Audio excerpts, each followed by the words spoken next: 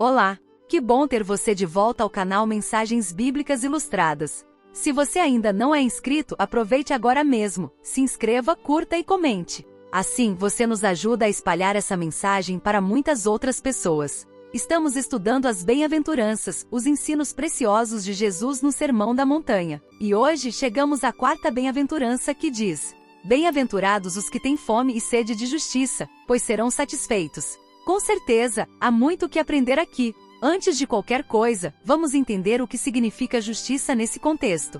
Quando nos rendemos completamente ao governo de Deus, isto é, quando nos tornamos mansos, o passo seguinte é desejar, com toda a alma, viver em conformidade com a vontade dele.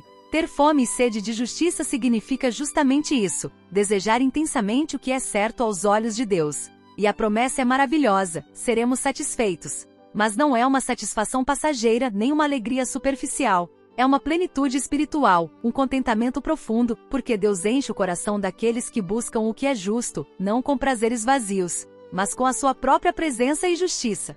Ah, entendi. Mas me parece que Jesus também quis mostrar a diferença entre a verdadeira justiça e aquela justiça aparente dos fariseus, não é? Eu percebo que isso é fundamental. No Sermão do Monte, Jesus destacou que a justiça verdadeira é interior. Os fariseus se preocupavam com uma justiça exterior. Queriam ser vistos, elogiados e admirados pelos outros. Eles davam esmolas para receber aplausos, oravam em pé para parecer piedosos. Mas Jesus deixou claro, a justiça que agrada a Deus não é espetáculo, é sinceridade de coração. A verdadeira justiça é espiritual, nasce de um coração transformado e está baseada nas Escrituras, não em tradições humanas ou regras sem vida. É verdade. E Jesus até advertiu, dizendo: se a justiça de vocês não for muito superior à dos fariseus e mestres da lei, de modo nenhum entrarão no reino dos céus. Mateus 5, verso 20. Os evangelhos mostram que Jesus confrontava os líderes religiosos justamente por isso. Eles davam mais valor às tradições humanas do que à palavra de Deus e quando isso acontecia, Jesus os repreendia firmemente. A justiça dos fariseus era apenas tradicional e aparente. Mas a justiça que Jesus ensina é profunda e verdadeira, nasce do coração que deseja agradar a Deus em tudo. Sim, concordo plenamente contigo, Mariana. É muito oportuno nesse momento a gente também falar sobre a justiça hipócrita dos fariseus em contraste com a justiça verdadeira que encontramos na Bíblia. A grande diferença entre a justiça dos fariseus e a de Cristo é que a deles era falsa. E é curioso, porque a palavra hipócrita vem do grego e significa literalmente duas caras. Nos antigos teatros, os atores usavam máscaras para representar personagens e essa é exatamente a ideia que Jesus queria transmitir. O hipócrita é alguém que usa uma máscara. Por fora, parece justo e piedoso, mas por dentro, é outra pessoa. Nem sempre é alguém perverso às vezes, é só alguém que não busca ser realmente espiritual, mas quer parecer que é. Jesus, porém, nos chama a viver uma justiça real, transparente e sincera sem máscaras, sem aparências, sem fingimento. Nos evangelhos, ele reforça isso com duas bem-aventuranças que se completam. Bem-aventurados os que têm fome e sede de justiça. E bem-aventurados os perseguidos por causa da justiça. Essas palavras mostram que a verdadeira justiça nasce no coração e não serve para impressionar os outros, mas para agradar a Deus, e isso é o que realmente importa. Concordo com você, Júlia, e deixe-me acrescentar que Jesus também nos ensina, nessa bem-aventurança, sobre a prática da justiça nos relacionamentos. No capítulo 6 do Evangelho de Mateus, ele nos adverte dizendo: tenham cuidado de não praticar suas obras de justiça diante dos outros para serem vistos por eles, porque, se fizerem isso, não terão recompensa do Pai Celestial. Ou seja, tudo o que fazemos, seja orar, jejuar ou servir, deve ser feito diante de Deus, e não para conquistar elogios ou aplausos humanos. A justiça verdadeira é aquela que é vivida em silêncio, sem necessidade de holofotes, porque quem a vê é o Pai que está em secreto. E o versículo central desse mesmo capítulo resume tudo: busquem, pois, em primeiro lugar o reino de Deus e a sua justiça, e todas essas coisas lhe serão acrescentadas.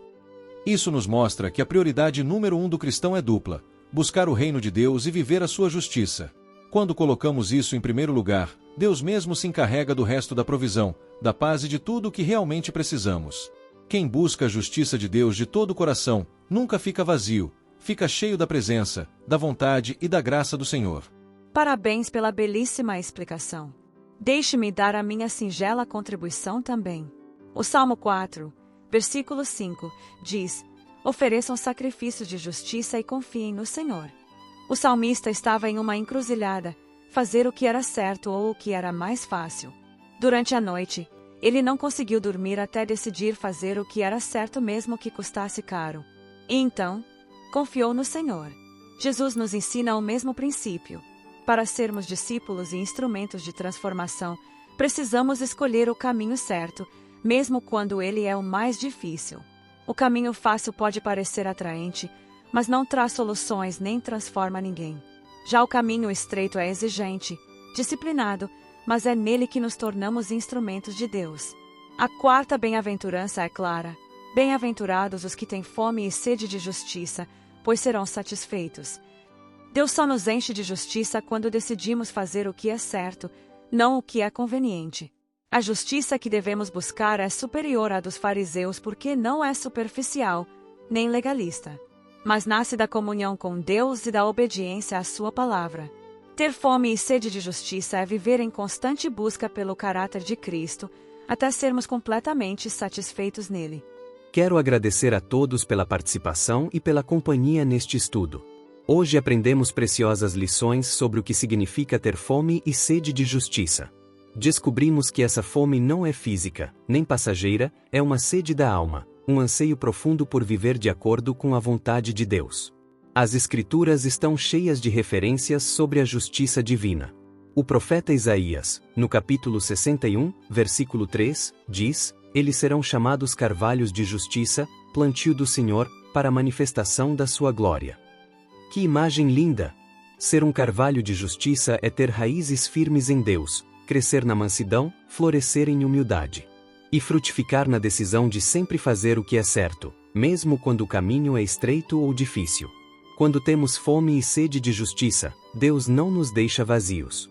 Ele nos enche de paz, nos transforma por dentro, e faz de nós instrumentos de bênção neste mundo sedento por amor e verdade. Essa é a vontade do Senhor, que cada um de nós seja reflexo da sua justiça, canal da sua graça e testemunha viva do seu caráter. Então, que o Senhor renove em você e em mim essa fome e essa sede pela justiça do reino. Que Ele sacie o seu coração com a presença dEle e faça da sua vida um espelho da sua glória. Que Deus te abençoe poderosamente, e até o nosso próximo estudo aqui no canal Mensagens Bíblicas Ilustradas.